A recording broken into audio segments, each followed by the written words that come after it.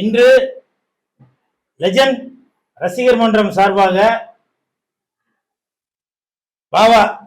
பாவா லட்சுமணன் ஐயா அவர்களுக்கு வீட்டு உபயோக பொருட்கள் அது எல்லாமே இன்னைக்கு ரசிகர் மன்றம் சார்பாக செயலாளர் சுதாகர் அவர்கள் கொடுத்திருக்காங்க. அதாவது கடந்த ஒரு சில நாட்களுக்கு முன் பாவா அவர்கள் தங்க இடம் இல்லாம ஒரு இடத்துல இருந்தாரு. அந்த தகவலை நான் லெஜண்ட் அவர்களிடம் சொன்ன உடனே அவருக்கு தேவையான எல்லா உதவிகளும் செய்யுங்க அப்படின்னு சொல்லி லெஜண்ட் அவர்கள் சொன்னாங்க. உடனே சுதாகரிடம் 2 லட்ச ரூபாய் பணத்தை கொடுத்து பாவா லட்சுமணனுக்கு கொடுங்க. அது மட்டும் இல்ல, அவரு ஒரு வீட்டுக்கு போனவொன்ன அந்த வீட்டுக்கு தேவையான பொருட்கள், சமைக்கிற பொருட்கள் எல்லாமே கொடுங்க அப்படின்னு சொல்லி சொன்னாங்க. அதாவது அது கொடுத்து முடிச்சு கிட்டத்தட்ட 10 நாள் ஆயிப்போச்சு. லெஜண்ட் அவர்கள் சோசியல் மீடியால அவ்வளவா அவர் ஆக்டிவா இல்லை. ஆனால் அதை அவர் ஞாபகம் வச்சிருந்து அவர் வீடு மாறி போயிட்டாரா, அவருக்கு வீட்டுக்கு தேவையான பொருட்கள் எல்லாம் போய் சேர்ந்துருச்சா அப்படின்னு சொல்லி கேட்டுட்டு உடனே அவருக்கு தேவையான பொருட்கள் எல்லாம் கொடுங்க அப்படின்னு சொல்லி நேத்து சொன்னாரு. இன்னைக்கு அதை செயல்படுத்தி காட்டிட்டாரு. அதுதான் லெஜண்ட் அவர்கள். அதாவது வீட்டுக்கு தேவையான ஃப்ரிட்ஜு, மிக்சி, தோசைக்கல்லு, குக்கரு, குடிக்கிற தண்ணி பாட்டிலு, தண்ணி கிளாஸ், சாப்பிட்ற தட்டு, காய் வெட்டுற கத்தி, அந்த காய் வெட்டுற கட்டை, இப்படி எல்லாமே தொடப்பம், முறம், கட்டிலு, மெத்த. எனக்கே ரொம்ப ரொம்ப ஃபீலிங்கா இருக்குங்க. நான் நேசிக்கின்ற ஒரு தலைவன் லெஜண்ட் அவர்கள் இவ்வளவு ஒரு நல்ல குணம் உள்ளவரா அப்படின்றது எனக்கு இப்பதாங்க தெரியுது. எனக்கும் அவருக்கும் பெருசா பழக்கம் இல்லை. இருந்தாலும் அவரோட வீடியோ, அவரோட செயல்பாடுகள்லாம் பார்க்கும்போது பாவா,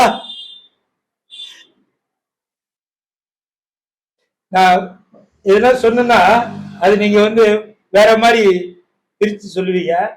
இப்பவும் சொல்ற, புரட்சி தலைவர் எம்ஜிஆர் ஐயா அவர்கள் எப்படியோ அதே மாதிரி புரட்சி நாயகனாக இருக்கும் லெஜண்ட் அவர்கள் நீடூடி வாழணும். ஐயா, வாழ்த்த வயதில்லை, வணங்குகிறேன். நிறைய பேரு சொல்லிட்டு அதை செய்யாம போயிடுவாங்க. ஆனால் நீங்க சொன்னதையும் செஞ்சிருக்கீங்க, சொல்லாததையும் செஞ்சிருக்கீங்க. இந்த நேரத்துல ஒருவேளை நம்ம பாவா அவர்களுக்கு ஒரு திருமணம் நடந்திருந்தால் அவர்களுடைய மகனும் மகளும் மனைவியும் அவ்வளவு சந்தோஷப்பட்டிருப்பாங்க. அது மட்டும் இல்லங்க, இவரு அன்னைக்கு போன்ல பேசும்போது ஒரு வார்த்தை சொன்னாரு. இல்ல குல் சுரேஷ், அன்னைக்கு நான் இருக்கிற இடத்தை தேடி லெஜண்ட் அவர்கள் 2 லட்ச ரூபாய் பணம் கொடுத்துட்டு போனாங்க. இந்த பொருட்களை வாங்குவதற்கு நீங்க வர வேணாம். அந்த லெஜண்ட் ரசிகர் மன்றத்தில் உள்ள அந்த சுதாகரையும் அந்த ரசிகர் மன்ற ஆபீஸையும் நான் பார்க்கணும், அதோட காலடியை நான் தொட்டு கும்பிட்டுட்டு போனோம் அப்படின்னு சொன்னீங்க. இப்பவும் சொல்ற, இந்த மாதிரி ஒரு மனிதனுக்கா இந்த ஒரு நிலைமை? அந்த ரசிகர் மன்றம் எங்க இருக்கு நான் பார்க்கணும் அப்படின்னு சொன்னாருங்க. நான் அப்பவும் சொல்றேன், ஏங்க இது முதல் மாடி, நீங்க ஏறி வரணும். இல்ல, நான் ஒரு கோயிலுக்கு போனாக்க எப்படி படிக்கட்டுலாம் ஏறி போகணும், அதே மாதிரி அந்த கோயில, அந்த தெய்வம் இருக்கிற இடத்த, அந்த லெஜண்ட நான் பார்க்கணும் அப்படின்னு சொல்லி அவரே வந்தாரு. நீங்க நல்லா இருக்கணும் லெஜண்ட் ஐயா. இன்னமும் நீங்க பல கோடி மக்களுக்கு நீங்க உதவி செஞ்சுக்கிட்டே இருக்கணும். இப்பவும் நீங்க நிறைய செய்துட்டு இருக்கீங்க. எப்படி கல்வி கண் திறந்த காமராஜர் ஐயா அவர்கள் எப்படி மாணவர்களுக்கு உதவி செய்தாரோ அதே மாதிரி உங்களை நான் கல்வி கண் திறந்த காமராஜர் ஐயா அவர்கள் மறு உருவமா தான் பாக்குறேன். புரட்சி தலைவர் எம்ஜிஆர் ஐயா அவர்கள் ஏழைகளின் நலன் மட்டுமே கருத்தில் கொண்டாரோ அதே மாதிரிதான் இப்பவும் நீங்க புரட்சி தலைவராக என்னுடைய கண்ணுக்கு தெரிஞ்சிட்டு இருக்கீங்க. ஐயா, புரட்சி நாயகனே, கண்டிப்பாக உங்களால் இந்த தமிழக மக்களுக்கு பல நன்மைகள் நீங்க செய்து கொண்டேதான் இருப்பீங்க. மறுபடியும் சொல்றேன், வாழ்த்த வயதில்லை, வணங்குகிறேன் வணங்குகிறேன். அதாவது நான் இவ்வளவு கஷ்டப்பட்ட கேள்விப்பட்டவனே கூல் சுரேஷும் சுதாகரன் சுரேஷன் வந்து 2 லட்சம் ரூபா பணம் கொடுத்தாங்க. அதை கொஞ்ச நாள் வெயிட் பண்ணுங்க, உங்களுக்கு கிச்சன் தேவையான கட்டில் மெத்த ஃப்ரிட்ஜு எல்லாமே தரோம்னா அப்படின்னு சொன்னாங்க. அப்புறமே அதை நீங்க இருங்க உங்க அட்ரஸ் கொடுங்க அனுப்பிச்சு விட்டுருந்தாங்க. ஆனா எனக்கு வந்து இங்க ரசிக மன்றத்தை பார்க்கணும் அப்படின்னு சுரேஷ் சார் சொன்னேன். இது முதல் மாடி ஏடி ஓய்ங்களாம். எங்க பழனி மலைக்கு போனா படிக்கட்டு ஏறுறோம்லங்க, அதை மாதிரி ஏறி வந்துடும் சொல்லி வந்தேன். வந்துட்டு இந்த பாத்திர பண்டங்கள்லாம் கொடுத்தாங்க. ரசிக மன்றத்தை நான் என்றைக்கும் மறக்க மாட்டேன். சுதாகரனே சுரேசனே கூல் சுரேசனே ஒரு சரவணா சார் ஒரு புரட்சி தலைவர் மாதிரி தான், வாழ்நாள் மறக்க மாட்டேன். இது இல்லாம சுதாகரனை சொன்னாரு, ஆனா இது மட்டும் இல்லைண்ணே, உங்களுக்கு எப்போ கஷ்டம்னாலும் எனக்கு போன் பண்ணுங்க, உங்களுக்கு ஐயா உங்களுக்கு ஹெல்ப் பண்ண சொல்லியிருக்காரு. அதனால அவர் நீடி வாழ்க. அவர் வச்சிருக்க துணிக்கடை பாத்திர கடை எல்லாமே நல்ல வியாபாரம் பெற்று இன்னும் தமிழ்நாடு பூரா இருக்கு, இந்தியா பூரா கடையை திறக்கணும்னு எல்லாம் நல்ல இறைவனை கேட்டுக்கொள்கிறேன். நன்றி, வணக்கம்.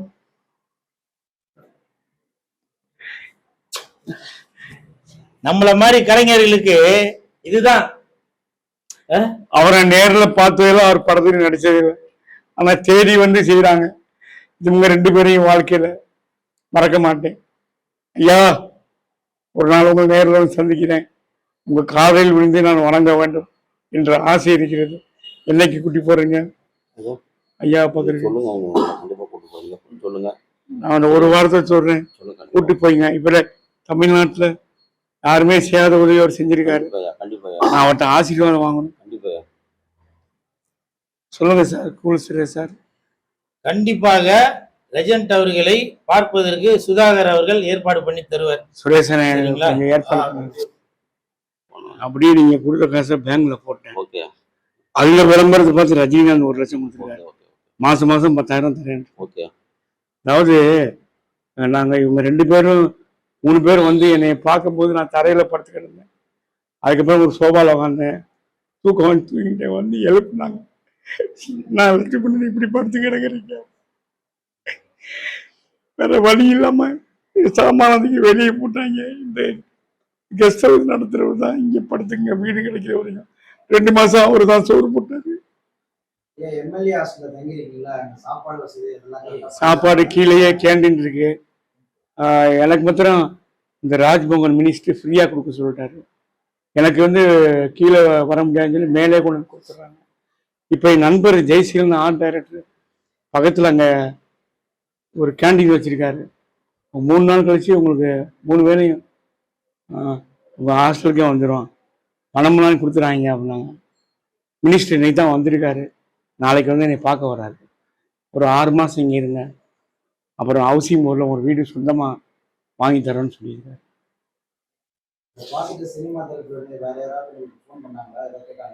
கேட்டாங்க, வந்தாங்க, பார்த்தாங்க. மினிஸ்டர் வர அன்னைக்கு சொல்லுங்க, அவருக்கு வந்து நாங்கள் நன்றி சொல்லணும். லெஜண்ட் சரவணா சாருக்கும் நன்றி சொல்லணும். அதான் நான் லெஜண்ட் சரவணா சாரை பார்க்க வரும்போது அந்த சின்ன சின்ன கிங்காங்கு, விஜய் கணேஷ் இவங்களே நான் கூப்பிட்டு வருவேன். ஐயாவுக்கு நன்றி சொல்லிருக்காங்க. இல்லை, நான் நடிகர் இல்லை நடிகர், நான் ப்ரொடக்ஷன் மேனேஜர் யூனியன் இருக்கேன், அவங்க ஹெல்ப் பண்ணாங்க. நடிகர் சங்கம் எப்போவுமே யாருக்குமே ஹெல்ப் பண்ண மாட்டாங்க. அவங்க சரத்குமார் ஆதார கார்டை தூக்கி வெளியே போட்டாங்க. ஒருத்தர் கூட ஃபோன் பண்ணி கேட்கல. விஷாலோ, நாசரோ, கார்த்திக் இனிமே பண்ணுவாங்க. இனிமே பண்ணுவாங்க, நம்பிக்கை இல்லை. இல்ல பாவா, இனிமே பண்ணுவாங்க பாவா. நாசர் சாரும் சரி, கார்த்திக் சாரும் சரி, விஷால் சாரும் சரி, இனிமே பண்ணுவாங்க. மனம் தளராதீங்க. ஆஸ்பத்திரியில் இருக்கும்போது விஷால் சார் ரசிகர் மன்ற செயலாளர் வந்தார், உங்களுக்கு ஏதாவது பண உதவினா விஷால் சார் கொடுக்க சொல்லியிருக்காங்க. சார் இப்போதைக்கு எனக்கு பணம் இருக்கு, நான் தேவையில்லாமல் கேட்டுக்கிறேன்.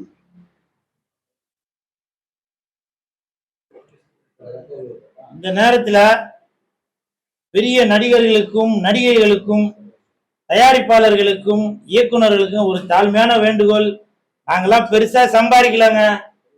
அதனால இந்த மாதிரி என்ன மாதிரி நலிவடைந்த கலைஞர்களுக்கு நீங்க உதவி செய்யணும். ஏன்னா இன்னைக்கு கடவுள் ரூபத்துல லெஜண்ட் ஐயா அவர்கள் ஏதோ ஏதோ இல்ல, அவர் மனதளவில் பெரிய அளவுல தான் உதவி பண்ணிட்டு வராரு. அதே மாதிரி பாபா லட்சுமணன் ஐயா மட்டுமல்ல, இன்னும் பல பேர் இருக்காங்க. அவங்களுக்கு உங்களால் முடிஞ்ச உதவியே செய்யுங்க. ஏன்னா நிறைய பேர் என்ன பண்றீங்கன்னாக்க, படம் ரிலீஸ் ஆகுறப்பதான் பிரியாணி போடுறீங்க, ஆடியோ ரிலீஸ் ஆகுறப்பதான் பிரியாணி போடுறீங்க. மத்த நேரம் நாங்களும் உழைக்கிறோம் தானேங்க, இவரும் உழைக்கிறவர் தானே. யோசிச்சு பாருங்க. எவ்வளவு கலைஞர்களுக்கு, எவ்வளவு இயக்குனர்களுக்கு, எவ்வளவு மேனேஜருக்கு இவர் கையால சம்பளம் கொடுத்திருப்பாரு, பேட்டா கொடுத்திருப்பாரு. ஆனால் நீங்க நினைக்கலாம், இது என்ன இவர் கையில இருந்தா கொடுத்தாரு, ப்ரொடியூசரோட பணம் தானே அப்படின்னு நீங்க நினைக்கலாம். ஆனால் அந்த ப்ரொடக்ஷன் மேனேஜர் அவருக்கு தான் தெரியும் வரவு செலவுலாம் என்ன, யாராருக்கு எவ்வளவு தரணும் அப்படின்னு.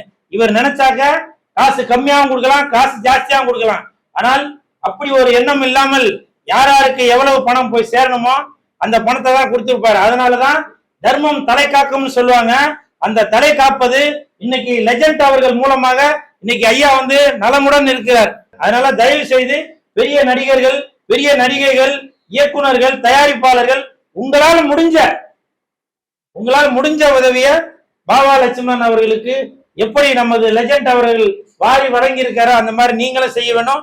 உங்களால் முடிஞ்சதை செய்யுங்கன்னு தாழ்மையுடன் கேட்டுக்கொள்கிறேன். ஜீவா சார் ஏற்படுறதா சொல்லிருக்காரு.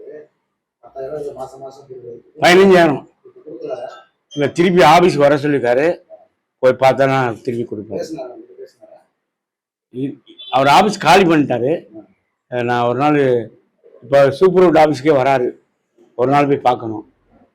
இவ்வளோ ஏற்பாடும் நம்ம கோவிந்தராஜ் அண்ணன் பிஆர்ஓ அவர் நிறைய யூடியூப் சேனலில் கொடுத்து தான் குலுசுரசனை பார்த்துட்டு கோவிந்தராஜன் பேசிட்டு, ஆனால் இந்த மாதிரி ஐடியா இருக்குது, நானும் சுதாகர் சாரும் சுரேஷ் சாரும் வரணும் அப்படி வந்தாங்க. அப்போ அண்ணனும் கூட இருந்தாங்க. கோவிந்தராஜ் பிஆர்ஓ சாரை நான் இன்றைக்கும் மறக்க மாட்டேன். இன்னைக்கு கூட 2 பேரும் பேட்டி எடுக்க அமைச்சுட்டாங்க. நான் இங்கே வந்துட்டேன்.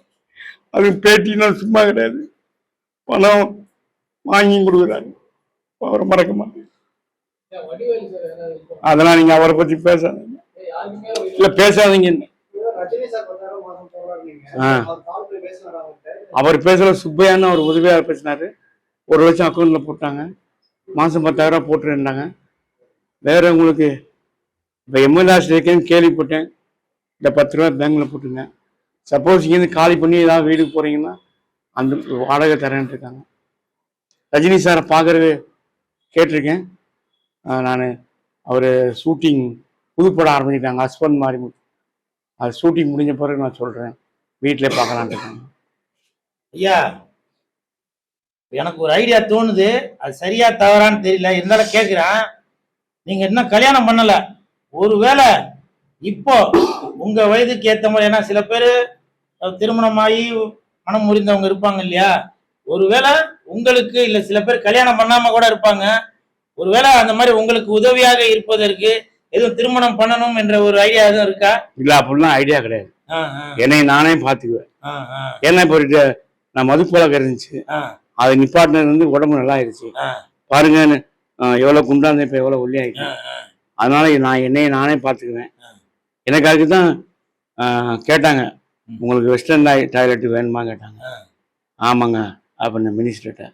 அது ஒரு பெட்ரூம், இன்னொரு பெட்ரூம். எனக்கு ஒரு ஏசி வாங்கி மாட்டிருக்காங்க, ஃபேனு. இவ்வளோ பெரிய இடத்துல கொடுத்துருக்காங்கன்னா சாதாரண விஷயம் கிடையாது. இப்போ மது பழக்கத்துக்கு இருந்து இப்ப விடுபட்டுட்டீங்கன்னு சொன்னீங்கல்ல, அதை தயவு செஞ்சு நிறைய பேர் குடிச்சிட்டு குட்டிச்சவரா போயிட்டு இருக்கீங்க. தயவு செய்து மதுவால் சீரழிஞ்சு போயிடாதீங்க. அது அனுபவப்பட்டு இன்னைக்கு திருந்தி உங்க முன்னாடி இருக்கிறாரு. நீங்க அவங்களுக்கு புத்திமதி சொல்ற மாதிரி 4 வார்த்தை சொல்லுங்க. நான் வந்து தங்க இடம் இல்லாம ரோட்ல படுத்து கிடந்த போது தமிழ் முதல்வர் சொல்லி ராஜ்மோகன் ஐயா வந்து வீடு கொடுத்தாங்க. முதல்ல எடுத்தோடனே உள்ள போனோன்னு எங்கள் பிஆர் சொன்னாங்க, அவருக்கு இந்த வாடை பிடிக்காது ராஜ்மோகன் ஐயாவுக்கு, தயவுசெய்து சாப்பிட்றாங்க, சாப்பிட தெரிஞ்சா உங்களை வெளியே பற்றிடுவாங்க. அப்புறம் நீ எங்கே போய் தங்குவீங்க அவருடா. அதனால் நீங்கள் மது பழக்கத்தை விட்டுருங்க. பொண்டாட்டி பிள்ளையை கரெக்டாக பாருங்கள். இப்போ நீங்கள் மது ரொம்ப இருந்தீங்கன்னா ஒய்ஃப் வந்து கோவிச்சுக்குவாங்க. அப்புறம் டைவர்ஸ் கேட்பாங்க. பசங்க வந்து மதிக்க மாட்டாங்க. ஸ்கூலில் உள்ள பசங்களாம் வந்து இவங்க அப்பயும் பெரிய குடிகாரன் இப்படிலாம் கிண்டல் பண்ணுவாங்க. அதனால் தயவுசெய்து யாருமே மது பழக்கத்தை விட்டீங்கன்னா வாழ்க்கை நல்லாயிருக்கும். இது வரைக்கும் அழுதுகிட்டு இருந்தேன், இப்போ நான் சிரிச்சுக்கிட்டு இருந்தேன் ஃபோட்டோக்கு. காரணம் இந்த பொருட்கள்லாம் பார்த்தோன்னா மகிழ்ச்சி ஆகிப்போச்சு. அதனால் சந்தோஷத்தில் சிரிக்கிறேன். தயவுசெய்து லட்சன் சார் இந்த உதவி செய்யலைன்னா எனக்கு ரொம்ப கஷ்டமாக இருந்திருக்கும். நாங்கள் படுத்துக்கு இருந்ததை பார்த்தோன்னே சுரேஷ் சாரும் சுதாகர் சாரும் கூல் சேர் சார் பார்த்துட்டு என்னை தட்டி எழுப்புனாங்க. அசன் தூங்கிட்டேன். தட்டி எழுப்புனா எந்திரிச்ச உடனே உங்களுக்கு சரவணன் சார் 2 லட்சம் செக்கு கொடுத்துருக்காருன்னு கொடுத்தாங்க. கொஞ்சம் சந்தோஷமாக எந்திரிச்சு உட்காந்தேன்.